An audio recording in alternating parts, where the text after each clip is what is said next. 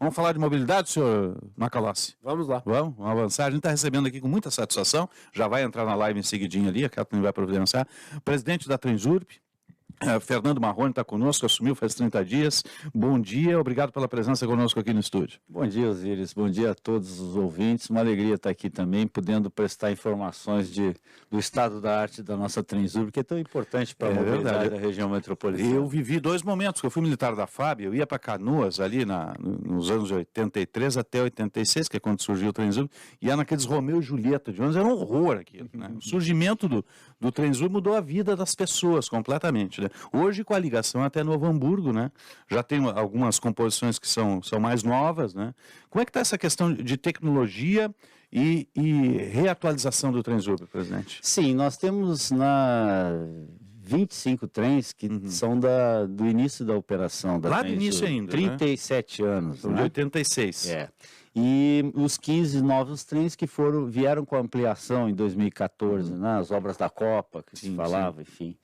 E esses trens mais antigos, eles têm um consumo maior, né, de energia, são trens mais pesados, etc., que precisaria ter uma renovação, particularmente nesse momento que a gente vive aí de transição energética, de, né, redução do consumo de energia, enfim.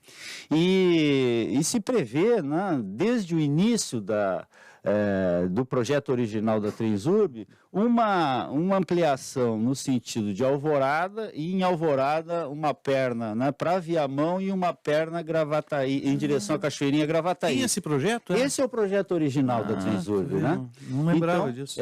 Agora, no PPA participativo e também no PAC, né, nós enviamos a proposta, e o PPA participativo aqui também aprovou, né, a proposta de ampliação pelo menos até Alvorada. O que aconteceu nesse período que tu te referes aí, que ia para Canoas, enfim?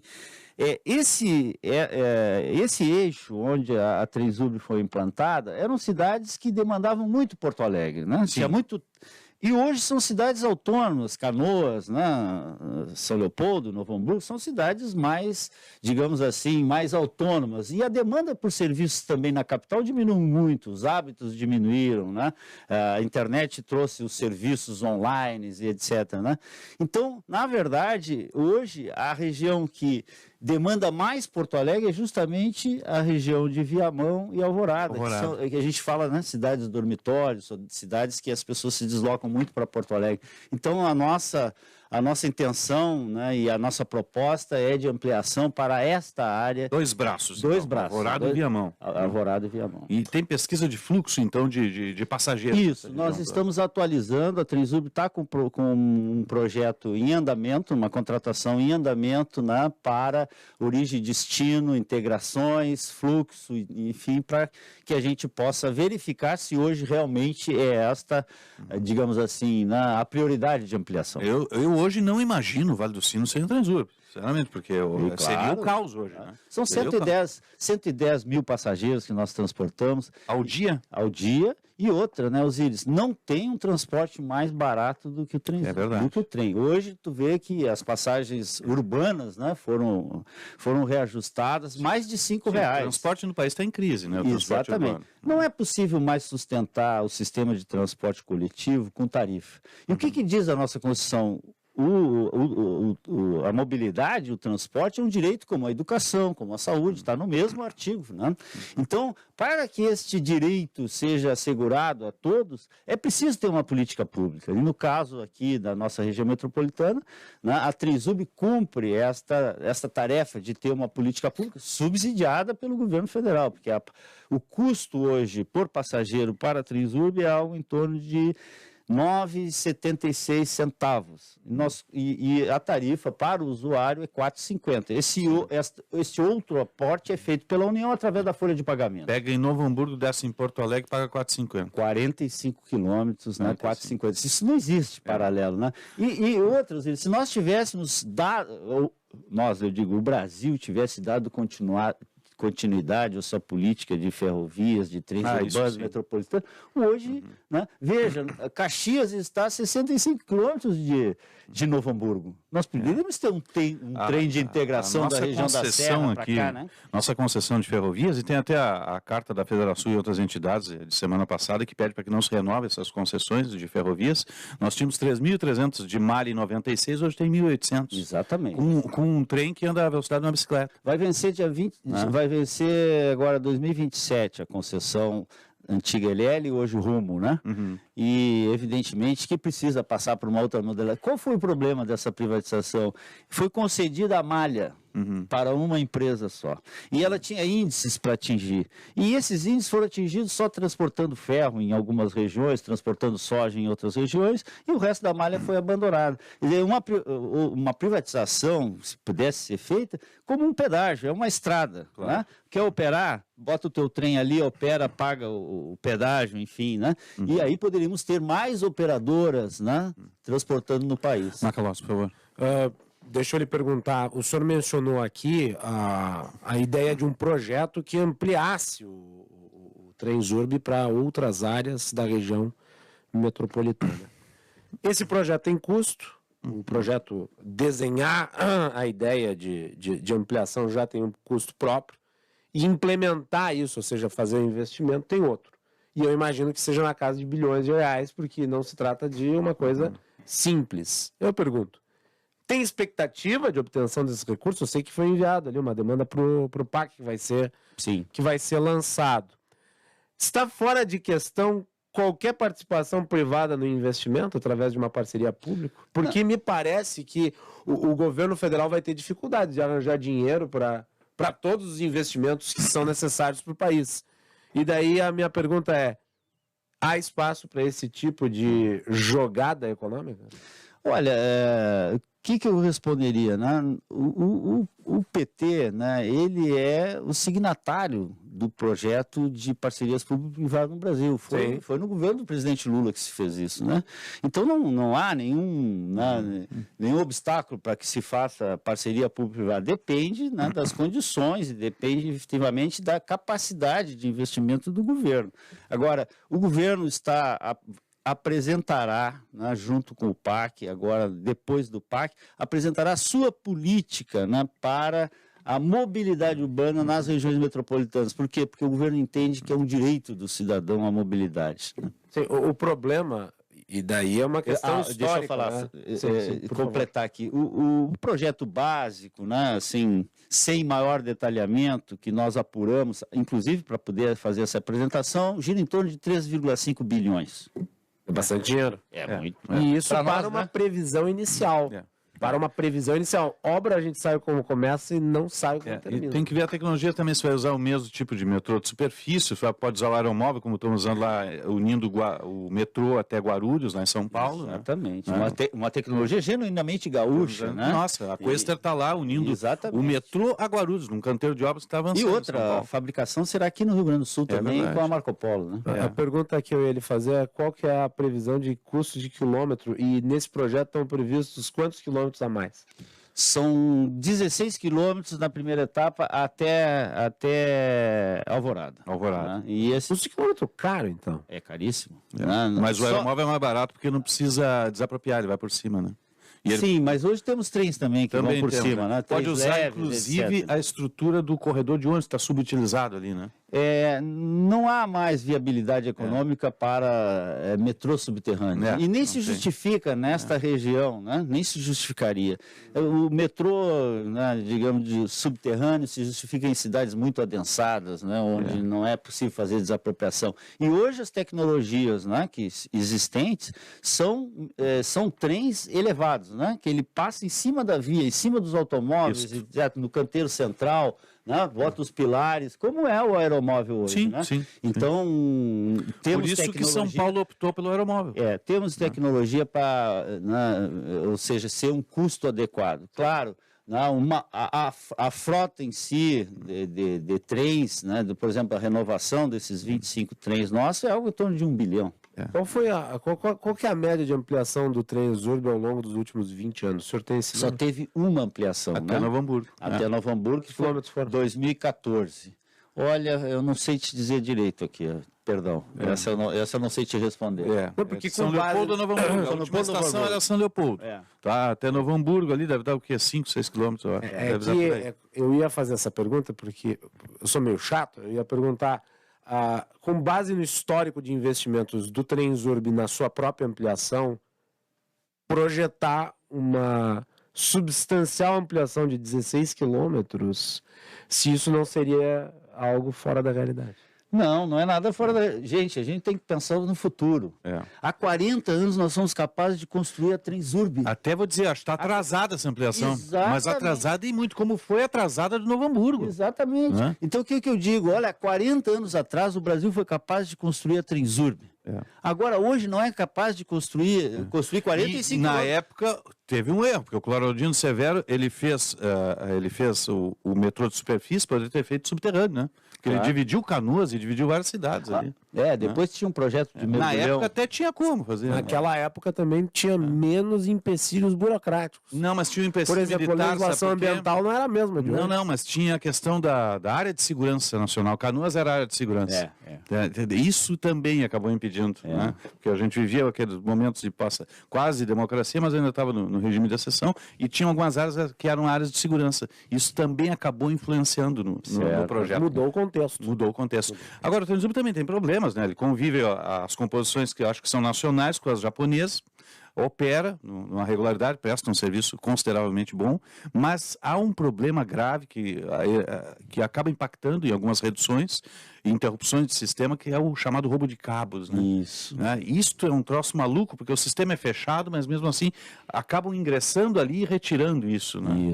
Isso. Não tem solução, presidente? Tem solução, solução. Não é? Isso é um problema nacional. Sim, hoje, né? sim. A De prefeitura roubo- vive isso aqui De também. roubo de cabos nas linhas. Esses dias parou Brasília Só que aqui lá. numa rede de alta, eu sinceramente não entendo como é que o cara Não. São cabos subterrâneos que ficam ao lado da linha, né? E são redes de baixa tensão. Ah, é baixa tensão? Achei que fosse e alta rede tensão. de sinalização. Né? Tá. Então, hoje foi feito agora, nós estamos terminando, inclusive no sábado, nós vamos poder voltar aos horários normais, porque era no sábado que se fazia essas operações e à noite. A tampa nas canaletas, cada tampa tem 400 quilos, aí a gente só com um munk para tirar essas tampas. Então nós esperamos estancar esse processo de roubo de cabo, né? Com essas obras de engenharia, né? E aumentando também a vigilância, tem áreas ali muito conflagradas ao longo da linha, que são áreas bastante complicadas, né? Para a questão da segurança. Sim. Outra problemática, essa do roubo de fio se tornou endêmica no país. Essa semana circulou a imagem da ponte estaiada em São Paulo, nas escuras. Né? Nas escuras. Por conta de roubo de Como cabos. já teve a nossa 448 aqui. Aqui na 116, mal fizeram ali a iluminação dos trevos e tal. Agora os fios têm que ficar lá em cima. Ficou horrível, né, do ponto de vista estético, mas é a solução, né? Não tem o que fazer. Agora minha voz falhou. Vai tu, Osiris. Deixa eu só me recuperar aqui. Deixa eu lhe perguntar, porque também se fala muito da chamada tarifa social, né? Mas já há o subsídio nesse montante. Tarifa social atingiria a que faixa das classes menos assistidas, por exemplo? Bom, nós estamos com essa proposta, né, de incluir os beneficiários do Cadastro Único, do Bolsa Família, né, porque esse não consegue pagar R$ 4,50. Veja, se eu pagar R$ 4,50 no trem, R$ 5,00 numa passagem urbana, né, que eu vou me deslocar da minha casa 25 dias por mês? Não. É um terço do salário mínimo que eu vou consumir, né? Então, os beneficiários do Bolsa Família, do Cadastro, sequer têm a possibilidade de pegar o trem lá, buscar um emprego, né? De fazer uma atividade ou coisa parecida. Então, como é um direito do cidadão, nós entendemos que esse pessoal pode sim, né, vir a ter uma isenção na tarifa da Transurb. Já foi feita uma reunião. Do que depende isso agora, a execução? Né? Tem que estar no orçamento? Tem que entrar no orçamento, né? Mas nós estamos vendo uma possibilidade de, no curto prazo, a gente poder implementar, porque nós temos capacidade ociosa. Né? Nós já transportamos 200 mil passageiros dia, e hoje nós estamos com 110 mil. Então, a pandemia impactou isso. Impactou isso, e os hábitos também mudaram, né? O home office, enfim, Sim. isso mudou muito. Então, nós temos digamos assim, uma capacidade ociosa que nós poderíamos, então, atingir, né? Ou seja, beneficiar esse público-alvo. A minha pergunta, antes interrompida, e eu queria agradecer a Kathleen pela água providencial aqui. Acontece, é a nossa oscilação de tempo, a gente vai de 5 graus para 30. Tenho Então, tido isso frequentemente pelas manhãs. Agora, presidente, a minha pergunta era em relação à estruturação da malha já existente, porque isso também é uma preocupação, o senhor mencionou aqui, né, o mantenimento da estrutura mínima, inclusive para você não ter trechos. outro dia, inclusive, eu vi, tem uma escuro. trinca no trilho por causa do frio, até me surpreendeu aquilo, mas acontece, né? Isso diz respeito, por exemplo, às estações. As estações que muitas vezes sofrem com falta de Escada rolante, elevador, acessibilidade. E eu sei que tem um contrato ali em que as intervenções de reparos elas podem ser muito demoradas. A minha pergunta era, vai se rever o contrato? Porque eu acho que deveria. E a minha segunda pergunta é, daqui a pouco, fazer como está se fazendo em relação aos aeroportos, de você ter concessões, não do Trenzurb, mas das estações para utilização, comercialização, como se viu, aliás, feita durante o governo Dilma Rousseff, de aeroportos, portos. Como é que o senhor vê isso? Bom, primeiro, né, além de ser um custo barato, o custo da Trenzurb, nós somos responsáveis pela nossa via. O que não acontece no transporte rodoviário, sim, né? sim, Quem é responsável é a prefeitura. Nós somos responsáveis pelas estações, pela via, pela segurança, né? Nós somos um sistema fechado. Então, assim, nós temos problemas hoje de manutenção da via permanente, né, que precisa ser recuperada, recolocar a brita e etc., que a brita vai arredondando e vai perdendo a capacidade de fixação do dormente, a linha fica instável, etc. Então, e os contratos que nós temos, nós não podemos alterar assim, né? Claro, à medida que o contrato for expirando, coisa parecida, e nós estamos chamando... A vigência de quantos anos? Não, vigência de 12 meses. O contrato que nós temos de escada rolante foi renovado por mais 12 meses, certo? Sob esses termos?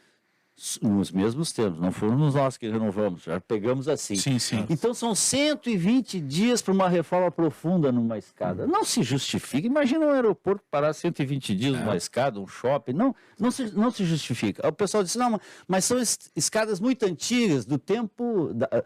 escadas ali pistola. Algumas são do tempo da fundação, 86. Da fundação, exatamente. Toda a concepção das estações é de 86. De 86. Né? Eu digo, a mais nova é Novo Hamburgo, que é um pouco mais adiante, mas nós né? não podemos aceitar que seja 120 dias, né? Tem que ter uma programação, então chamamos o pessoal, as contratadas, estamos negociando, olha, precisamos aumentar, porque eles têm uma previsão, são 47 estações que passarão por reformas, então eles têm uma previsão, eles têm um contrato, eles podem antecipar suas compras, né? E quando desmontar, já está com o material todo para... Eles alegam, mas tem que mandar fazer peças, bueno, né? Faz parte do ofício lá de quem...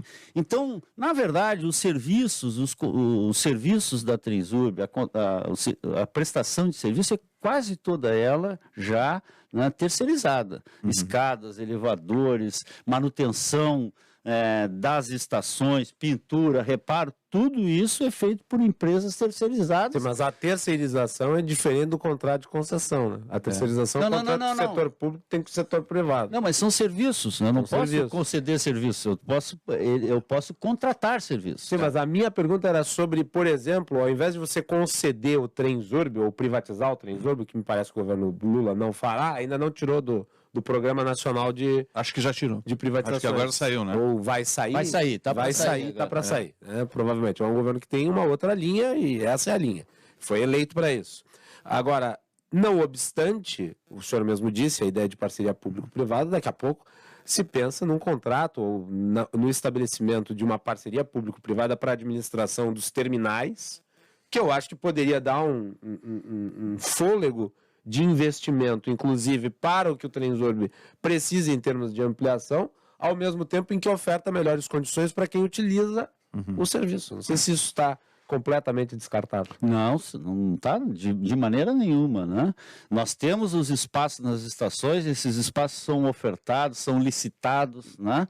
E o que acontece, né? Na verdade, a pandemia, né, ela trouxe um prejuízo muito grande para as empresas, para as lojas, enfim, que estavam instaladas, né? O pessoal quebrou. Sim. Problemas com os contratos, mas né, nós queremos recuperar essas áreas para que a Trisul possa ofertar novamente e até possa fazer uma parceria para que alguém administre, alguma empresa administre esse tema, porque não é, digamos assim, a atividade fim da empresa, entendeu? Sim, sim. Sim. A alocação de espaço nas estações, enfim, isso não é a finalidade. É ampliar o serviço de transporte. Exato. Uhum. Qual é o próximo passo agora? Porque já foi incluída essa questão da ligação com Alvorada e também com Viamão. Qual é o próximo passo? O Trenzub hoje está no guarda-chuva do Ministério das Cidades? Do Ministério das Cidades. Da cidade. O que vem a seguir agora, né? Das definições?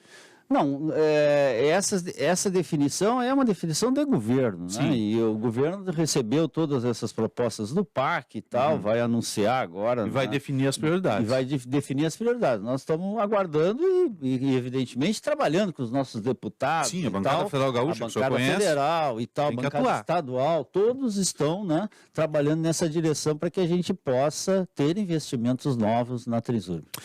Presidente da Trenzub, Fernando Marrone, sei que o senhor tem um compromisso na sequência aí. Obrigado pela presença conosco. Conte aqui com os microfones do Grupo Bandeirantes, né? E leve um abraço aos metroviários e toda a executiva. Muito obrigado. Foi uma alegria também estar aqui com vocês. Alegria toda nossa.